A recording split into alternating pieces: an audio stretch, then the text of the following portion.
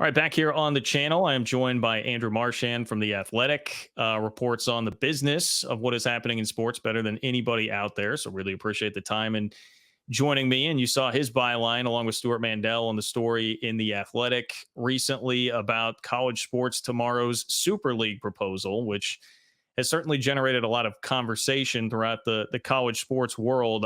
I'm curious, Andrew, how far this goes back. Like, how long had you been hearing about this before the story fully came together and was fleshed out enough to be out there to the public? Yeah, so it's been a while. I first heard about it during the Super Bowl, which is the first week of February. So that's nearly, 2 months, maybe a little bit less, that I'd heard about it. A lot of talk, in my world, Brian Rolap, I don't know if, nationally, if people kind of know that name as well, but he's the number two behind Roger Goodell at the NFL.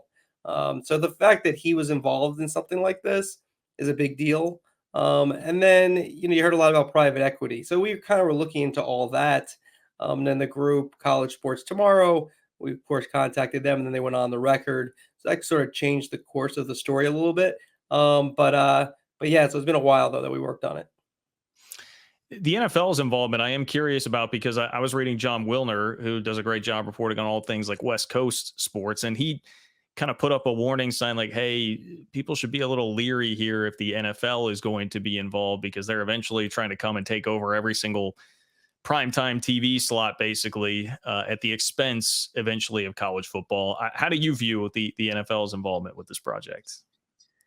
So Rolap, the way it's presented to me, is kind of acting on his own, but it's hard to believe that he didn't have the blessing of Roger Goodell. He's not just doing that. He's the guy who's responsible for the $110 billion of deals that the NFL made with the networks and Amazon.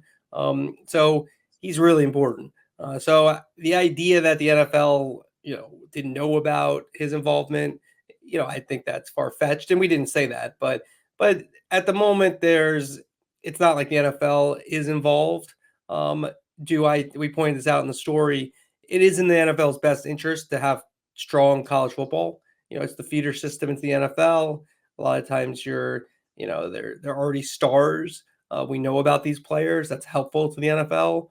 If there was no system, they'd have to create a minor league system of some sort. So having a strong college football is important to the NFL. At this point, they're not truly involved, but the questions I kept getting was like, what are you hearing about this Perna, Len Perna, who's kind of the guy in charge of everything, who picks all the commissioners for all the leagues and some of the presidents. He has a consultant business, the Perna Rollap Group, and so that's what was circulating, and that's kind of what we were examining. Well, to me, as a Big 12 fan, obviously it's going to make sense that I would say this, but the general idea of what they're trying to do seems to me like something that would be much better for the game than the current state that it's in. You'd have 70 teams, all the FBS teams currently that, for those that haven't read the full piece, that would get basically, they would permanently be in here. Then you would have 10 teams that could move up or down, a la like relegation promotion that we've seen in European leagues. And look, I'm on board with that, but it doesn't seem like the Big Ten or the SEC, it's going to be a tough sell to them. And that's been what a lot of the pushback has been, what a lot of the reaction has been over the last week to this article. Has anything surprised you as far as the reaction goes with how widely it's been shot down by people saying, hey, this has no shot with the Big Ten or the SEC? Yeah, I've done a lot of interviews, and we mentioned it in the story. The Big Ten, the SEC, ESPN, Fox, to a lesser extent, but definitely have a big voice. Notre Dame and NBC. Um, they're the ones who ultimately will decide. I mean, the big monkey wrench right now is these TV contracts go into the 2030s, and so for these are, especially like you look at Fox's deal, very advantageous for Fox. I don't, those are ironclad contracts.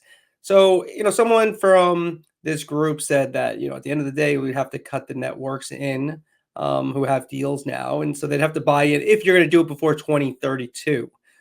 Look, The thing that I would say is that, do I think this group will be successful as the group that's in charge of college football? I'd probably that's much more likely a no than a yes. But the ideas that are presented, and they're not all unique to this group, but the ideas presented, I think, very well could be a part of college football in its future. I mean, if you look at who's going to probably win out, it's this Big Ten SEC alliance, and what they decide they want to do. I personally think it would be a mistake if, by any stretch of the imagination, they try to go it alone. I think the you don't want to be the ones who kind of ruin the fabric of college football, even though we've been going in that direction. You can make maybe the CFP does solve a lot of their problems. The big thing for those who haven't read it is that there are lawsuits that are down the road and coming quickly upon us, where colleges are expected to lose because of NIL and past monies lost. And from what I understand from reporting, that those settlements, or if there's a case, could be in the billions.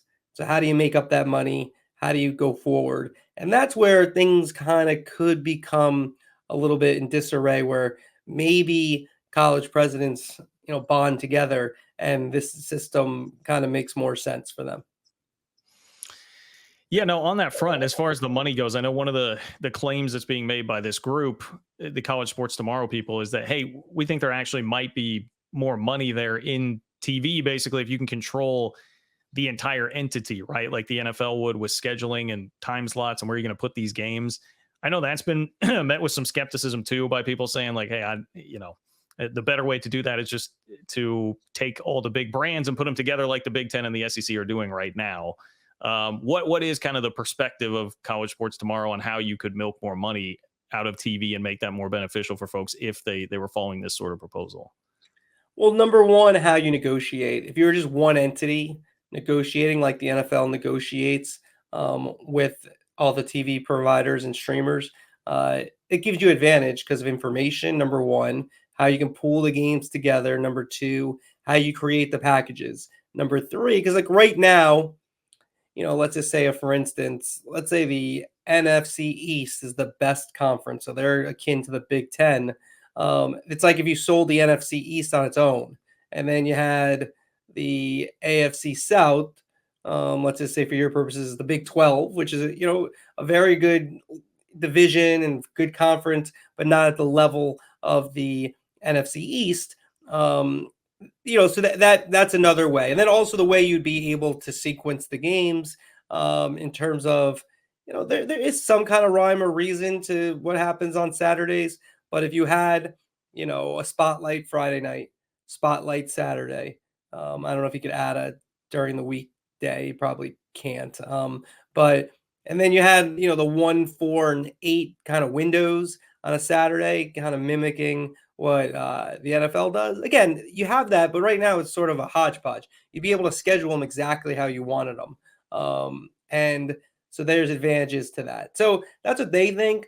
Look, do I think there's a little more ratings to juice out? Yeah, probably, but I don't know if I see what they see. I don't think you're necessarily tripling ratings. Maybe, but I don't necessarily see it personally.